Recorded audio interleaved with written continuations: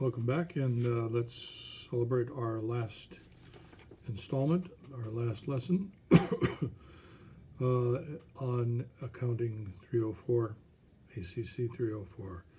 Our last lesson in this term is based on reading chapters 22 and 23 of the text.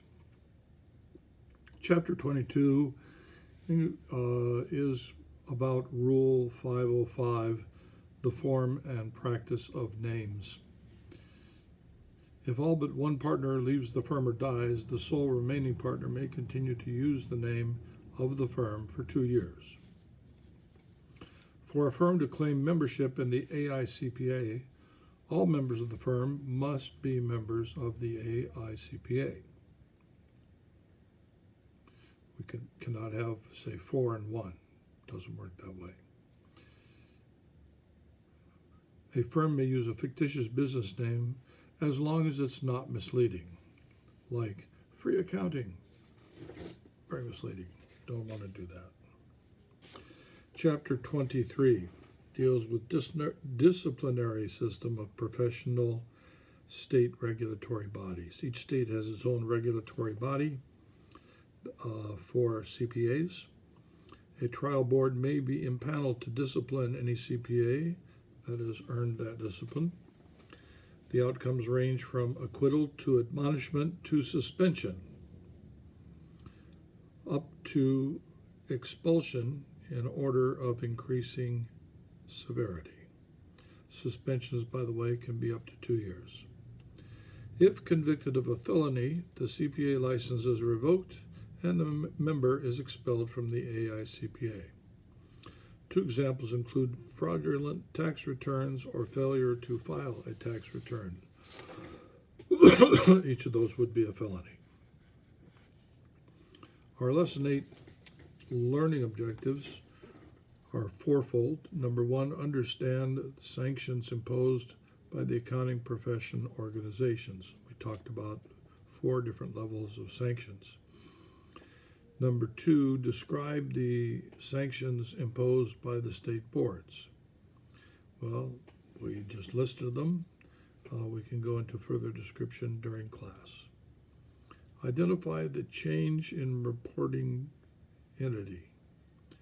Any change in the reporting entity that involves the name must be attended to as we spelled out in the rules above. And finally, understanding changes in California legislation after Enron. Well, the Enron debacle, which was a collapse of one of the largest energy conglomerates in the world, was brought on by faulty policy, predominantly by bankers. Very hard to assign blame to just one group, but bankers bear the majority of it. And so after Enron failed, and after a failure was rather spectacular and sudden, it took place over the course of a single day. And people were being reassured the day before that your Enron is safe, don't worry. And so people left their money in their stock and literally lost everything that was invested. Some lost everything they had. Certainly this spread in waves to other businesses, and so in the light of that, changes in California legislation have tightened up rules and restrictions a little bit. Here's the fun part. The language has been tightened up, but the practice has not.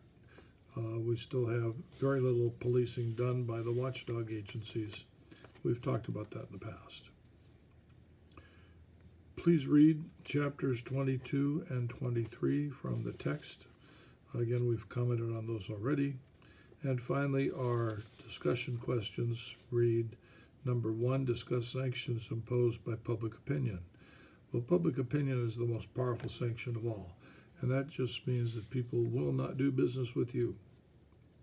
Number 2, discuss sanctions imposed by the accounting profession organization, and we've discussed that already. Number 3, discuss general power and continuing education. General power, going to have to work on that a little bit in class. And then number 4, discuss usage of the credential and the name of the company. And here we've talked about adding the CPA title requires that all members of the company also be CPAs in their own right. We have one more online exam to complete, and that will wind up the entire Chapter 8. I hope it's been instructive.